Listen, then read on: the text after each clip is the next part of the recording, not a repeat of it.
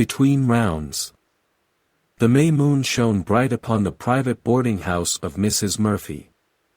By reference to the almanac, a large amount of territory will be discovered upon which its rays also fell. Spring was in its heyday, with hay fever soon to follow. The parks were green with new leaves and buyers for the western and southern trade. Flowers and summer resort agents were blowing, the air, and answers to Lawson were growing milder, hand organs, fountains, and pinochle were playing everywhere. The windows of Mrs. Murphy's boarding house were open. A group of boarders were seated on the high stoop upon round, flat mats like German pancakes. In one of the second-floor front windows Mrs. McCaskey awaited her husband. Supper was cooling on the table. Its heat went into Mrs. McCaskey. At 9 Mr. McCaskey came. He carried his coat on his arm and his pipe in his teeth, and he apologized for disturbing the boarders on the steps as he selected spots of stone between them on which to set his size 9, width DS. As he opened the door of his room he received a surprise. Instead of the usual stove lid or potato masher for him to dodge, came only words. Mr. McCaskey reckoned that the benign May moon had softened the breast of his spouse. "I heard ye," came the oral substitutes for kitchenware. "Ye can apologize to riff-raff of the streets for settin' your unhandy feet on the tails of their frocks, but ye'd walk on the neck of your wife the length of a clothesline without so much as a 'kiss me fut,' and I'm sure it's that long from rubberin' out the windy for ye and the victuals cold such as there's money to buy after drinkin' up your wages at Gallagher's every Saturday evenin', and the gas man here twice today for his."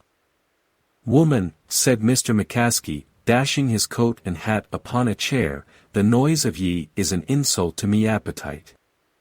When ye run down politeness ye take the mortar from between the bricks of the foundations of society.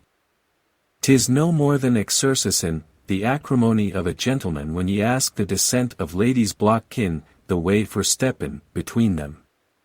Will ye bring the pig's face of ye out of the windy and see to the food?" Mrs. McCaskey arose heavily and went to the stove. There was something in her manner that warned Mr. McCaskey. When the corners of her mouth went down suddenly like a barometer it usually foretold a fall of crockery and tinware. "Pig's face, is it?" said Mrs. McCaskey, and hurled a stewpan full of bacon and turnips at her lord. Mr. McCaskey was no novice at repartee. He knew what should follow the entree. On the table was a roast sirloin of pork, garnished with shamrocks. He retorted with this, and drew the appropriate return of a bread pudding in an earthen dish. A hunk of Swiss cheese accurately thrown by her husband struck Mrs. McCaskey below one eye. When she replied with a well-aimed coffee pot full of a hot, black, semi-fragrant liquid the battle, according to courses, should have ended. But Mr. McCaskey was number 50-cent table d'oeuvre. Let cheap bohemians consider coffee the end, if they would. Let them make that faux pas. He was foxier still. Finger bowls were not beyond the compass of his experience. They were not to be had in the Pension Murphy, but their equivalent was at hand. Triumphantly he sent the graniteware wash basin at the head of his matrimonial adversary. Mrs. McCaskey dodged in time. She reached for a flat iron, with which, as a sort of cordial, she hoped to bring the gastronomical duel to a close. But a loud, wailing scream downstairs caused both her and Mr. McCaskey to pause in a sort of involuntary armistice. On the sidewalk at the corner of the house policeman Cleary was standing with one ear upturned, listening to the crash of household utensils. "'Tis John McCaskey and his missus at it again," meditated the policeman. "I wonder shall I go up and stop the row? I will not. Married folks they are, and few pleasures they have. 'Twill not last long. Sure, they'll have to borrow more dishes to keep it up with." And just then came the loud scream below stairs, betokening fear or dire extremity. "'Tis probably the cat," said Policeman Cleary, and walked hastily in the other direction. The boarders on the steps were fluttered. Mr. Toomey, an insurance solicitor by birth and an investigator by profession, went inside to analyze the scream. He returned with the news that Mrs. Murphy's little boy, Mike, was lost. Following the messenger, out bounced Mrs. Murphy, 200 pounds, in tears and hysterics, clutching the air and howling to the sky for the loss of 30 pounds of freckles and mischief. Bathos, truly, but Mr. Toomey sat down at the side of Miss Purdy, millinery, and their hands came together in sympathy. The two old maids, Mrs. Walsh, who complained every day about the noise in the halls, inquired immediately if anybody had looked behind the clock. Major Grigg, who sat by his fat wife on the top step, arose and buttoned his coat. "The little one lost," he exclaimed. "I will scour the city." His wife never allowed him out after dark. But now she said, "Go, Ludovic," in a baritone voice. Whoever can look upon that mother's grief without springing to her relief has a heart of stone. "Give me some 30 or 60 cents, my love," said the major. "Lost children sometimes stray far. I may need car fares." Old man Denny, hall room, 4th floor back, who sat on the lowest step, trying to read a paper by the street lamp, turned over a page to follow up the article about the carpenters' strike. Mrs. Murphy shrieked to the moon, "Oh, arr Mike, fr God sake, where is me little bit av a boy?" "When d'ye see him last?" asked old man Denny, with one eye on the report of the Building Trades League. "Oh," wailed Mrs. Murphy, "'twas yesterday, or maybe 4 hours ago. I dunno. But it's lost he is, me little boy Mike. He was playin' on the sidewalk only this mornin', or was it Wednesday? I'm that busy with work, 'tis hard to keep up with dates. But I've looked the house over from top to cellar, and it's gone he is. Oh, for the love av hyven dash.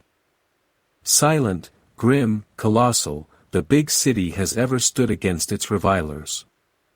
They call it hard as iron, they say that no pulse of pity beats in its bosom, they compare its streets with lonely forests and deserts of lava. But beneath the hard crust of the lobster is found a delectable and luscious food. Perhaps a different simile would have been wiser. Still, nobody should take offense. We would call no one a lobster without good and sufficient claws. No calamity so touches the common heart of humanity as does the straying of a little child. Their feet are so uncertain and feeble, the ways are so steep and strange. Major Griggs hurried down to the corner, and up the avenue into Billy's place. "Gimme a rye high," he said to the servitor. "Haven't seen a bow-legged, dirty-faced little devil of a 6-year-old lost kid around here anywhere, have you?" Mr. Toomey retained Miss Purdy's hand on the steps. "Think of that dear little babe," said Miss Purdy, "lost from his mother's side, perhaps already fallen beneath the iron hoofs of galloping steeds. Oh, isn't it dreadful?" "Ain't that right?" agreed Mr. Toomey, squeezing her hand. "Say I start out and help look for, Perhaps," said Miss Purdy, "you should. But, oh, Mr. Toomey, you are so dashing, so reckless. Suppose in your enthusiasm some accident should befall you, then what dash?" Old man Denny read on about the arbitration agreement, with one finger on the lines. In the second floor front, Mr. and Mrs. McCaskey came to the window to recover their second wind. Mr. McCaskey was scooping turnips out of his vest with a crooked forefinger, and his lady was wiping an eye that the salt of the roast pork had not benefited. They heard the outcry below, and thrust their heads out of the window. "'Tis little Mike is lost," said Mrs. McCaskey, in a hushed voice, "the beautiful, little, troublemaking angel of a gossoon."